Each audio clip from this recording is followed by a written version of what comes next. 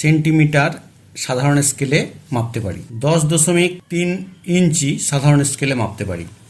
কিন্তু যদি 4.57 সেন্টিমিটার মাপতে হয় কোনো একটি রেখাংশকে, তাহলে আমরা কিভাবে মাপ নেব? দশমিকের পরে 2 ঘর পর্যন্ত কিভাবে মাপ নেব? অথবা ধরা যাক 4.32 ইঞ্চি কিভাবে মাপ নেব? দশমিকের পরে যে দুটি ঘর রয়েছে সেই দুটি ঘরের মাপ আমরা কিভাবে নেব সেটা আজকের এই ভিডিওতে দেখাবো তোমাদেরকে। 4-এর পরে 5টা ঘর নিলাম, 4.5 সেন্টিমিটার হয়ে গেল। কিন্তু 4.57, এই যে 5-7, এই যে 5-এর পরে এই 6 ঘর নয়, এর মাঝে কোনো একটা মাপ হবে আমার, সেটা কিভাবে নেব?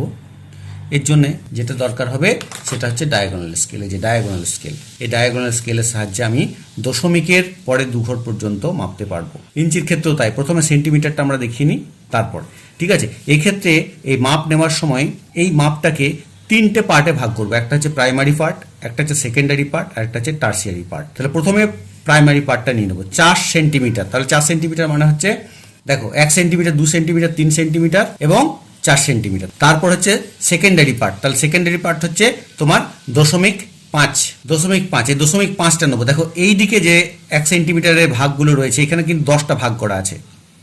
এটা এখান থেকে এটা 1 সেন্টিমিটার, এখানে 10টা ভাগ করা আছে, ঠিক আছে। তাহলে 0.5 মানে হচ্ছে 1, 2, 3, 4, 5, এখানে ধরে রাখলাম। এরপর আমার 0.7 আছে, 4.57, 0.7। টার্সিয়ারি যে ঘরটা নেবো, টার্সিয়ারি 7 ঘর নেবো। তাহলে এইখান থেকে আমি আসবো 7 ঘর নিচের দিকে নেমে আসবো, 1, 2, 3, 4, 5, 6, 7। এই 0.5-এর যে ঘরটা আছে সেই দাগ বরাবর নিচের দিকে আমি নেমে আসবো 7 ঘর পর্যন্ত। তাহলে 4.57 হচ্ছে এইখান থেকে এতদূর পর্যন্ত। ঠিক সেই রকমই ইঞ্চির ক্ষেত্রে আমি নিলাম, ধরা যাক আমি এই মাপটা নেবো 4.33 ইঞ্চি, 4.33 ইঞ্চি। তাহলে প্রথমে 4 ইঞ্চি দেখে নিই।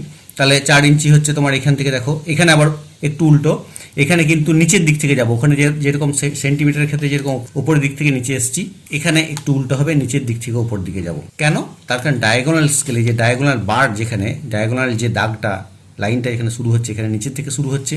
আর সেন্টিমিটারের ক্ষেত্রে দেখো এখানে ওপর থেকে শুরু হচ্ছে, এইভাবে আসছে। এই জন্যে এটাকে ওপর থেকে মাপ নেবো সেন্টিমিটারের ক্ষেত্রে, আর ইঞ্চির ক্ষেত্রে নিচের থেকে নেবো, ঠিক আছে। তাহলে 4.33, দেখো 4.33, 4 ইঞ্চি রেখে নিয়ে 1, 2, 3, 4, তাহলে এটা হচ্ছে 4 ইঞ্চি। এরপরে সেকেন্ডারি পার্ট দেখি, এটা প্রাইমারি পার্ট হয়ে গেল, সেকেন্ডারি পার্ট 0.3।